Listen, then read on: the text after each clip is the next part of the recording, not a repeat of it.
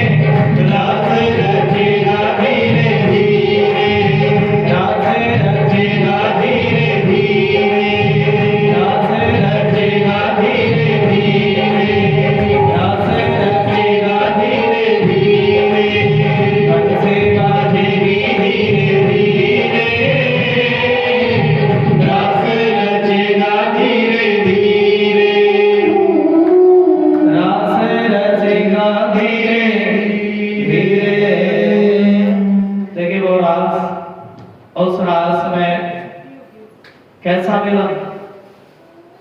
आत्मा परमात्मा का मिलन। सभी सुने। गोपियों ने सब कुछ छोड़ दिया था, और ये मिलना कैसा है? आत्मा और परमात्मा का मिलना। बोलो जय श्री कृष्ण। बच्चों को छोड़ा, सब कुछ छोड़ा, भगवान से मिले, और भगवान सब कुछ परमात्मा ने गोपियों के संग रास रचाया। उन आत्माओं के संग जिन्होंने अपना मन परमात्मा को सौंप दिया था। क्या सौंप दिया था? मनमोहन तुम्हें बनाऊं, मैं नित नए लाड लड़ाऊं, बसा कर नैनन में, छिपा कर नैनन में। बोलो सारे।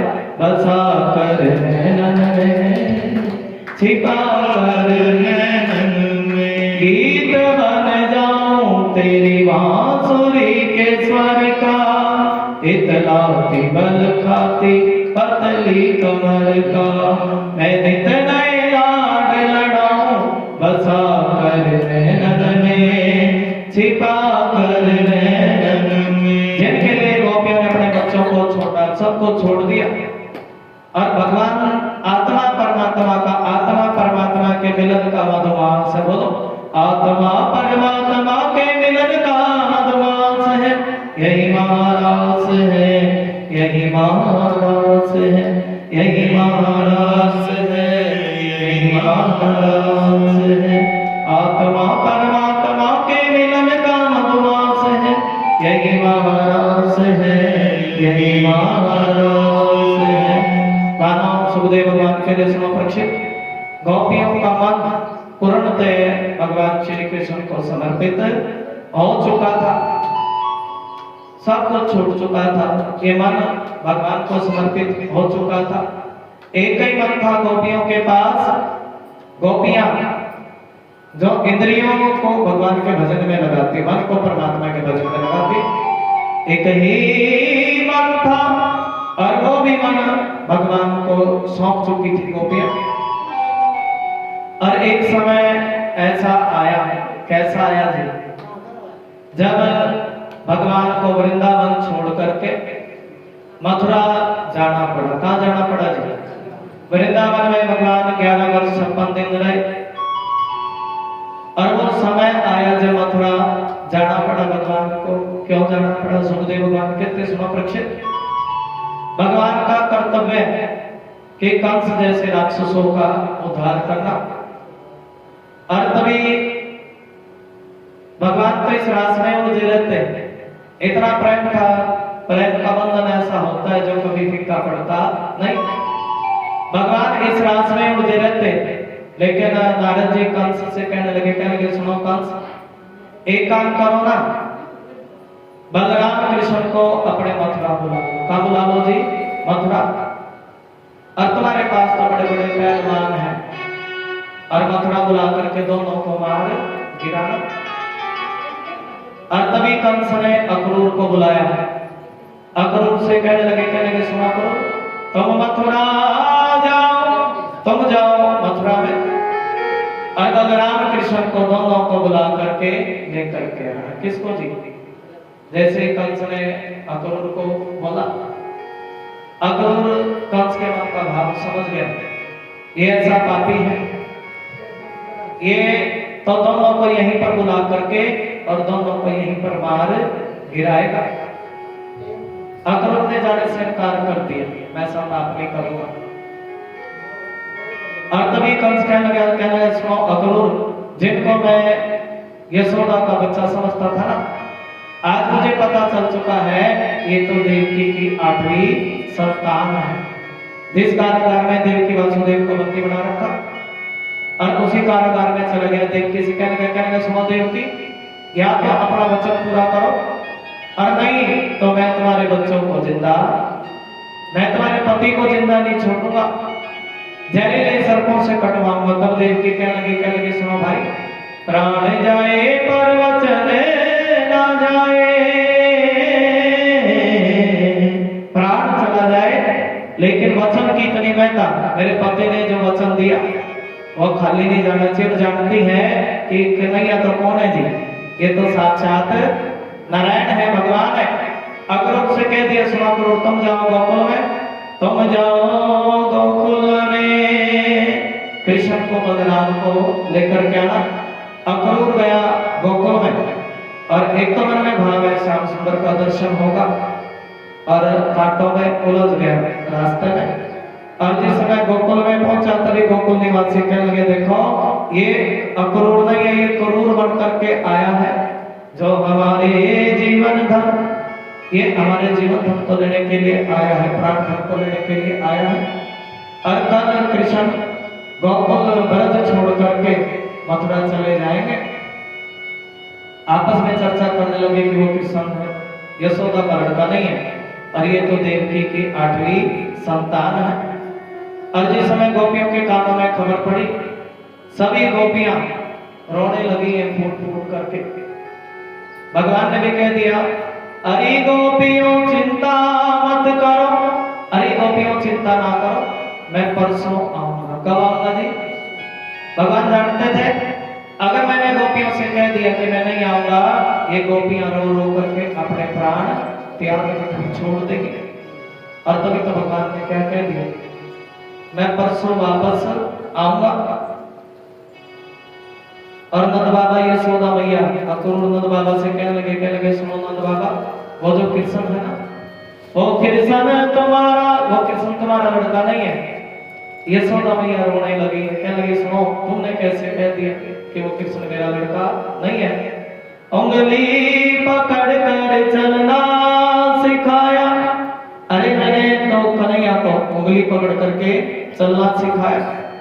और भूख लगी तो मैंने शाम को माखन खिलाया। क्या खिलाया है?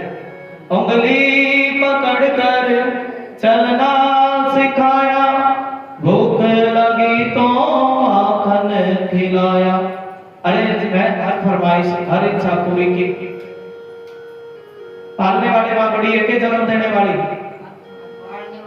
भाव है, जन्म देने वाली माँ से भी। क्यों? पालने वाली माँ जो बच्चे को पालती है, और बच्चा जब अपने माता पिता को छोड़ करके जाता है तो अपने माता पिता से भी बेगाना हो जाता है। भगवान जाने लगे, और कभी अपने मुख पर कंबल ढक कर नहीं सोए, लेकिन आज भगवान अपने मुख पर कंबल ढक करके सोए।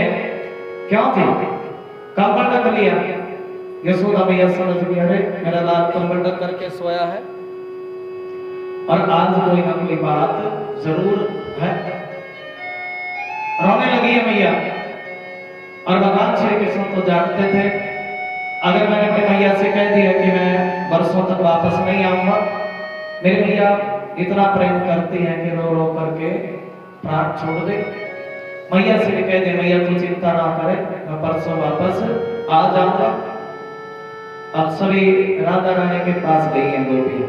अरे राधे तुम जानती हो क्या, वो जो कृष्ण कल शाम गोकुल से ब्रज छोड़ करके जाने वाले हैं, और जिसके सहारे हम अपना जीवन जीती थी, जिनके लिए हम आंखों में काजल लगाती थी, जिनके लिए हार श्रृंगार करती थी, और वो श्याम छोड़ करके जाने वाले हैं। राधा रानी फूट फूट करके रोने लगी। क्या लगी? सुनो श्याम, श्याम मथुरा ना जा, तेरी राधा रो रो पुकारे। श्याम मथुरा न जा, तेरी राधा रो रो पुकारे। श्याम मथुरा न जा, एक जमाना था बुलाने से चला आता था, मुझको कण कण में नजर आता था। श्याम मथुरा न जा, तेरी राधा रो रो पुकारे। श्याम मथुरा न जा, तेरी राधा रो रो पुकारे।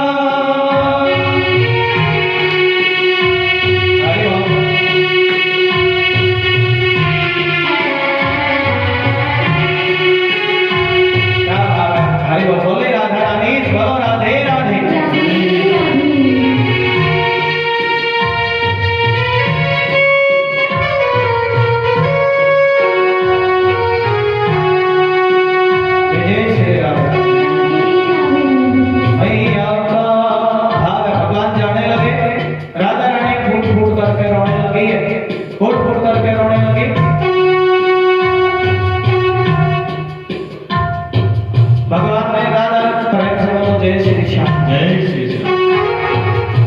और भगवान राधा से कहने लगे सुनो राधे, जब मैं जाऊं गोकुल ब्रज छोड़ करके और तब तुम्हारी आंख से अश्रु आए, तब जानती हो कि मुझे अपना कर्तव्य पूरा करने के लिए मथुरा जाना पड़ेगा। कहाँ जाना पड़ेगा जी?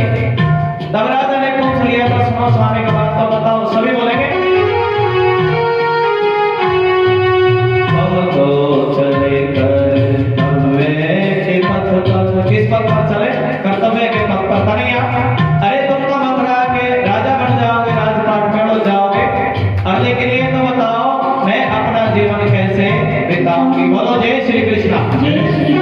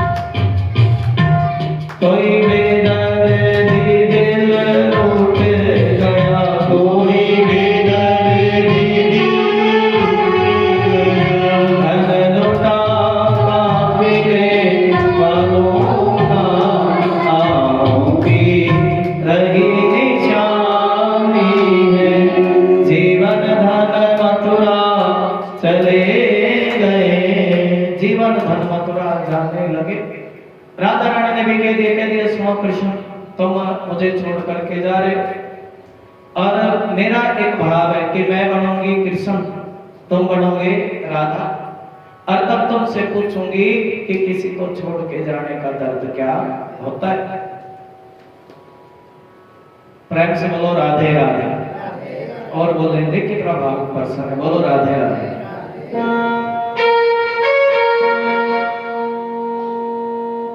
क्या जानोगे मोहन तुम प्रेम की भाषा, क्या होती है आशा, क्या होती निराशा, जरा तुम प्रेम करके देखो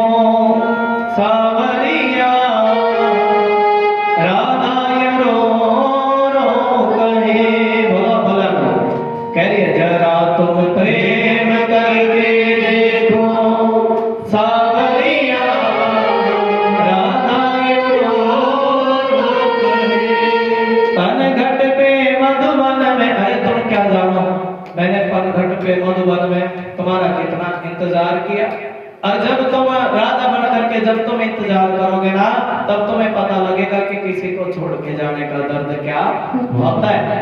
और कभी प्रेम भी किया तुमने? क्या जानोगे मोहन तुम प्रेम की, क्या जानोगे मोहन, बोले तुम प्रेम की भाषा, क्या होती है आशा, क्या होती निराशा, क्या जानोगे मोहन तुम प्रेम की भाषा। ब्रजवासियों में कुछ गोपियां तुरंत के आगे खड़ी होगी, कहने की सुनो श्याम, तुम्हें हमारे ऊपर से रथ लेकर के जाना पड़ेगा भगवान। कह सुनो गोपियां, क्या तुम्हारा प्रेम इतना कच्चा है जो मुझे मेरा कर्तव्य पूरा करने। बड़े भगवान ब्रज से चले, कहाँ चले जी? वृंदावन।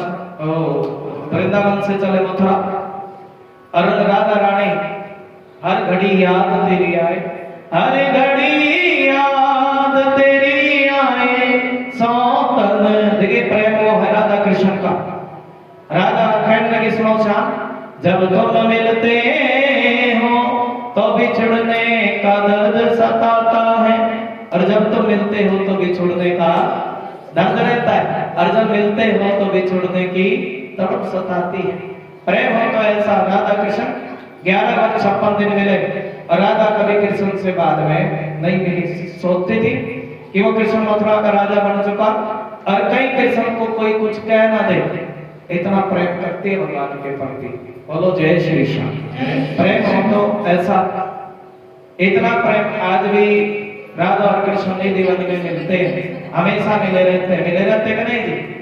निधि वन में, वृंदावन में आज भी राधा कृष्ण मिलते हैं, ऐसे संत लोग कहते हैं। और भगवान जिस समय अक्रूर के रथ पर बैठे, बोलो जय श्री कृष्ण, बीच में पड़ी जमुना मैया, और अक्रूर ने जमुना में स्नान किया। क्या किया जी? और जिस समय जमुना में स्नान किया, और वही कृष्ण तो रथ पर बैठे, और वही जमुना जल में दिखाई दी। बोलो जय श्री कृष्ण। वही जमुना जल में अक्रूर समझ गया, अरे ये तो साक्षात नारायण भगवान है। कौन है जी? देखिए जल में भी वही भगवान, रथ पे भी वही भगवान। और ये अभी तक सोचता था छोटे छोटे बच्चे, लेकिन जब भगवान का रूप देखा तब समझ गया ये तो साक्षात नारायण भगवान है। अच्छा लगता है तुम्हें? समझाने का तरीका, कहने का भाव, प्रेम से बोलो जय श्री कृष्ण। और जिस समय मथुरा पहुंचे भगवान, और तब सभी मथुरा की नारियों ने, सभी ने परमात्मा का बड़ा स्वागत किया। और कंस की नगरी कैसी? ये तो राजाओं की नगरी। कैसी नगरी जी? सभी ग्वाल वाले कहने लगे सुनो, ये तो राजाओं की नगरी है, हमें भी कुछ राजाओं के वस्त्र मिले तो बड़ा अच्छा लगे। क्या लगे जी? अच्छा लगे। आगे से धोबी आया। कौन आया जी? बोल पड़ा करो, धोबी। और भगवान धोबी से कहने लगे सुन धोबी ये वस्त्र हमें दे दे। धोबी के मन में थोड़ा सा अभिमान था, बोल पड़ा अभिमान के बस, अरे पहनने के तो बात दूर है, कभी देखे भी है ऐसे वस्त्र।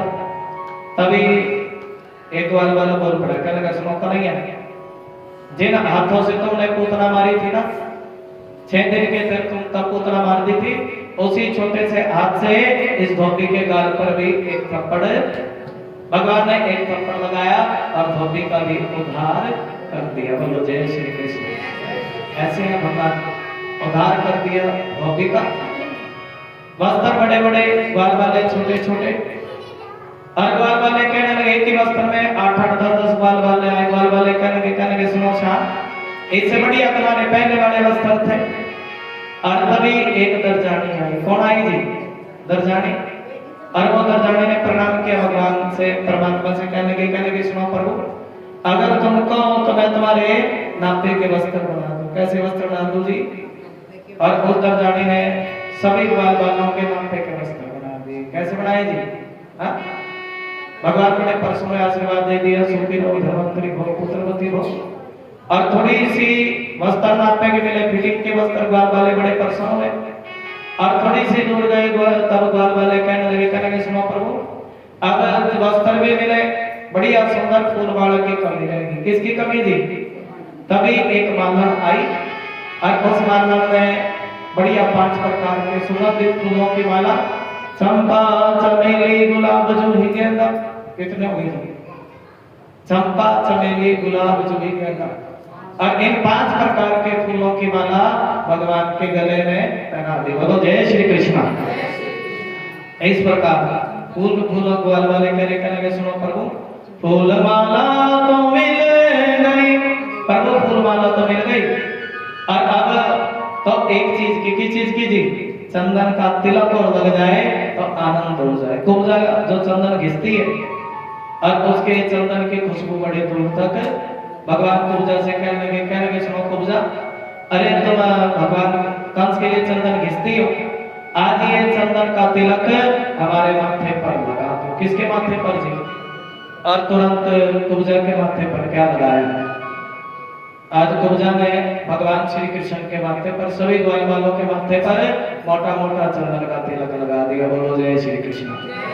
द्वार वाले कहेंगे सुनो श्याम, इससे चंदन का तिलक तो लगवा दिया, इससे चंदन का तिलक तो लगवा लिया, लेकिन बदले में तो इसको कुछ दिया नहीं है, और इसके ऊपर कृपा करो। क्या करो जी? कुब्जा के ऊपर। और तभी भगवान श्री कृष्ण ने बड़ी कृपा की है। किस पर जी? बड़ी कृपा की कुब्जा पर। 3 जगह से कुबड़ी, भगवान के नैन पड़ते ही नैनों से नैन मिले तो बिल्कुल सुंदरी हो गई। ठोडी से ठोडी मिली, पैर के अंगूठे से अंगूठा लगाया तो बड़ी सुंदरी कुब्जा का उद्धार किया। और कंस के महल में एक शिव मंदिर है। भोलेनाथ ने कंस को कह सुनो कंस, जब तक ये धनुष सुरक्षित है तुम्हें मारने कोई मार नहीं सकता, और भगवान कृष्ण के सिवा इस धनुष को कोई तोड़ नहीं सकता। और भगवान उस मंदिर में गए और भोलेनाथ के आगे प्राप्त करके भगवान ने खेल खेल में इस धनुष को तोड़ दिया। और जब धनुष टूट गया और अब तो कंस को अपना काल दिखाई देने लगा। क्या दिखाई देने लगा जी? किसी की आंखों में देखता तो काला अपना काल दिखाई देता, और किसी दाल में काला जीरा देखता तब अपना काल दिखाई देता, किसी भी काली वस्तु को देखता तो अपना काल, और स्वप्न ऐसा आता जैसे गधे की सवारी करके। किसकी जी? शीशे में शक्ल देखे तो सब दिखाई ना दे। कंस बड़ा डर गया और डर के मारे सिंहासन ऊंचा करा लिया, अपना सिंहासन, बड़े ऊंचे सिंहासन पर बैठा। और ये छोटे छोटे बच्चे कैसे चढ़ेंगे? भगवान जब कंस के महल में गए, कुबलिया पीठ नाम के हाथियों का उद्धार किया, कंस के महल में चले गए भगवान। बोलो जय श्री कृष्ण। कंस के महल में जाकर के परमात्मा ने जाकी रही भावना जैसी, जैसे जिसकी भावना थी भक्तों को भगवान के रूप में दिखाई दी। किस रूप में जी? जाकी रही भावना जैसी, हो प्रभु मूरत तिन देखी तैसी। जैसे जिसकी भावना थी भक्तों को भगवान के रूप में दिखाई देते हैं। भगवान से तो कैसा ही रिश्ता जोड़ लो, प्रेम से बोलो जय श्री श्याम, और बोलो जय श्री श्याम। और पहलवानों को पहलवान के रूप में, गोपियों को किस रूप में जी? प्रेम के रूप में। बोलो जय श्री कृष्ण। और जैसे जिसकी भावना, जिस भाव से परमात्मा को देखा, परमात्मा वैसे ही नजर आए। बोलो जय श्री कृष्ण। कन्हैया तुम्हें इस कदर देखना, बोलो कन्हैया तुम्हें इस कदर देखना है, सावरिया तुम्हें इस कदर देखना है, जहाँ तुम छिपे हो उधर देखना है, जहाँ तुम छिपे हो उधर देखना है। आज खड़े के तारीख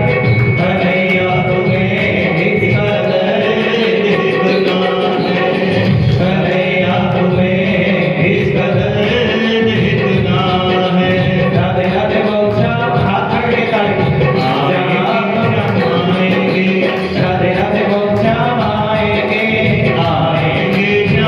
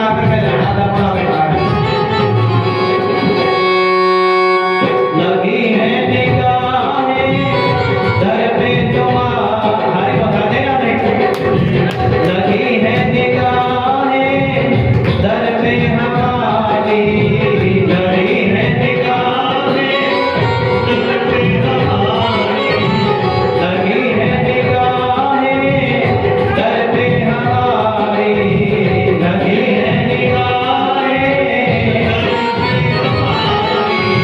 बुला के रहेंगे तुम्हें हम बुला के रहेंगे,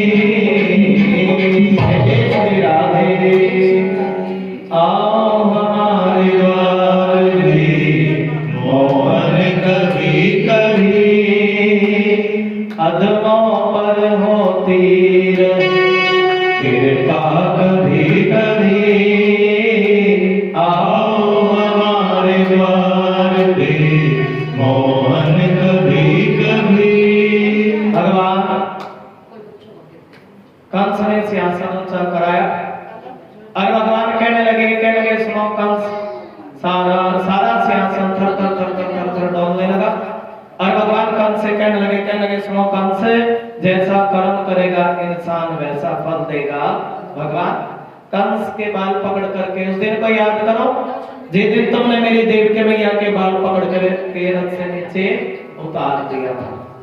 भाव सुने, ये कर्म का फल सभी को भुगतना पड़ता।